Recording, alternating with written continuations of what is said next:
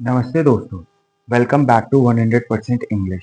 आज की वीडियो में हम पढ़ने जा रहे हैं निसीम एज़िकल की एक बहुत ही मशहूर और emotional poem the night of the scorpion. ये पोयम सिर्फ एक माँ के दर्द और उसकी ममता की कहानी नहीं बताती, बल्कि हमारे सोसाइटी के 3 इम्पॉर्टेंट पर्सपेक्टिव सामने रखती है। अंधविश्वास और गांव की सामूहिक सोच, रैशनैलिटी यानी कि तर्कशीलता, और सबसे गहरा एक माँ का बिना शर्त वाला प्यार, बिना किसी कंडीशन के प्यार यानी कि अनकंडीशनल लव ऑफ मदर। चलिए दोस्तों, पोयम को लाइन बाय लाइन समझते हैं, इजी लैंग्वेज में और क्लियर मीनिंग के साथ। पोयम हमारी स्टार्ट होती है। I remember the night my mother was stung by a scorpion 10 hours of steady rain had driven him to crawl beneath a sack of rice. Parting with his poison flash of diabolic tail in the dark room, he risked the rain again. Poet शुरू करते हैं एक personal memory से, उस रात की याद में। यहाँ पर लिखा हुआ है आई रिमेंबर द नाइट। तो पोएट यहाँ पर एक रात की याद में अपनी पोयम को शुरू करते हैं।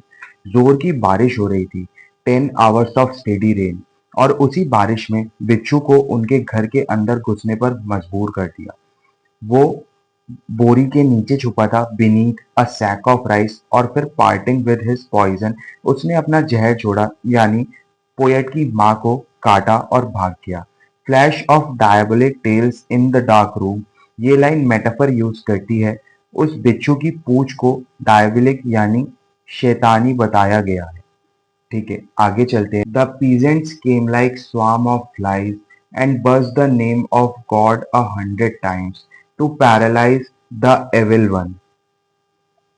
तो पोएट यहाँ पर कहते हैं, जब गांव वालों को ये चीज पता चली तो वो एक मधुमक्खी यानी मक्खियों के झुंड की तरह उनके घर की तरफ आ गए। ये एक सिमिली है जिसका पोएट यूज करते हैं उनके इरैशनल बिहेवियर को दिखाने के लिए। सब लोग बज्ड द नेम ऑफ गॉड, बार बार भगवान का नाम ले रहे हैं ताकि एविल यानी कि जो बिच्छू है वो पावरलेस हो जाए। उनके पास द कैंडल्स एंड लालटेन्स हैं, और उनकी शैडोज मड वॉल पर इतनी बड़ी पड़ रही हैं जैसे वो खुद एक बड़े बिच्छू बन गए हो। With every moment that the scorpion made his poison moved in mother's blood, they said.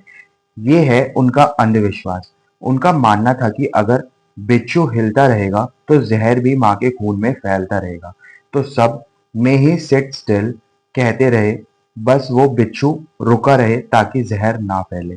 फिर शुरू हुई अंधविश्वासों की और ज्यादा बातें। May the sins of your previous birth be burned away tonight. ये कहते हुए वो पुराने उसकी माँ के पापों का जिक्र करते हैं। May the sum of all evil become diminished by your pain. मतलब माँ का दर्द पूरी दुनिया के बुरे कर्मों को कम कर रहा है। May the poison purify your flesh of desire and your spirit of ambition. ये लाइन स्पिरिचुअल क्लेंजिंग का सिंबल है।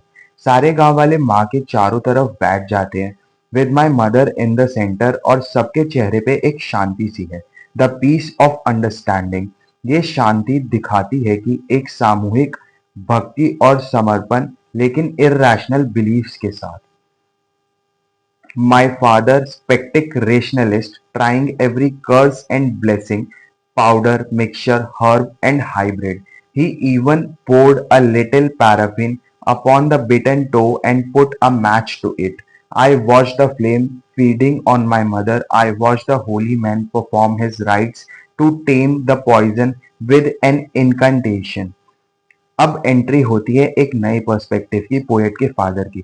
वो रैशनलिस्ट थे, यानी उनका विश्वास साइंस और लॉजिक में था, सुपरस्टिशन में नहीं। उन्होंने every curse and blessing, powder, mixture, herb and hybrid, सब कुछ यूज किया, साइंस और होम रेमेडी दोनों मिला के।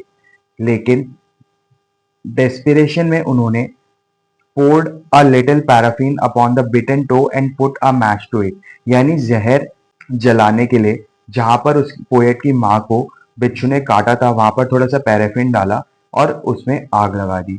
आई watch the flame feeding on my mother's, और पोएट वो आग को अपनी मदर के स्किन को जलते हुए देख रहा था। एक तरफ था सुपरस्टिशन, दूसरी तरफ थी साइंस। दोनों अपने अपने तरीके से पोएट की माँ को बचाने में लगे थे।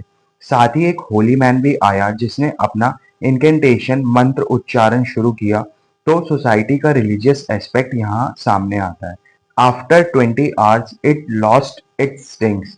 20 घंटे के बाद पोएट की माँ को एकदम रिलीफ हो जाता है, वो जहर वहां से चला जाता है। पर लेकिन पोयम में ये स्पेसिफाई नहीं किया गया कि ये जहर किस वजह से निकलता है, साइंस, सुपरस्टिशन या फिर रिलीजियस बिलीफ की वजह से, जो मंत्र वगैरह चल रहे थे। लेकिन इस अनसर्टेनिटी में ही पोएट की मेच्योरिटी छुपी है। वो एक विटनेस थे, जज नहीं।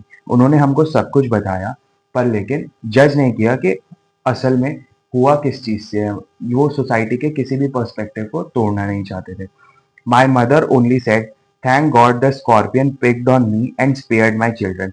ये लाइन पूरी पोयम की सोल है।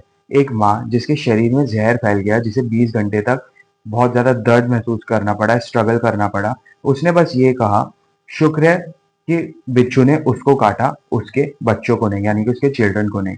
ये एक मदर का अनकंडीशनल लव दिखाता है। कुछ थीम्स एंड पर्सपेक्टिव देख लेते हैं हमारी पोयम के। Superstition versus science. Poem society के इररेशनल बिलीफ और लॉजिकल थिंकिंग के बीच की एक कॉन्ट्रास्ट को दिखाती है।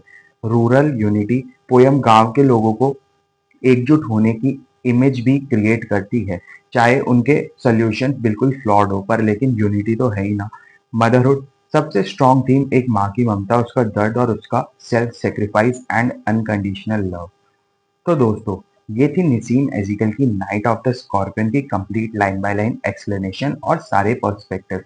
पोयम ने हमको काफी कुछ सिखाया, रिलीजियस बिलीफ, अंधविश्वास और एक मदर के अनकंडीशनल लव के बारे में।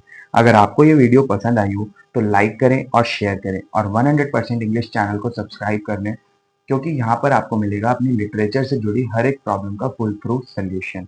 मिलते हैं फिर अगली वीडियो में, तब तक के लिए happy studying and best of luck for your upcoming examinations.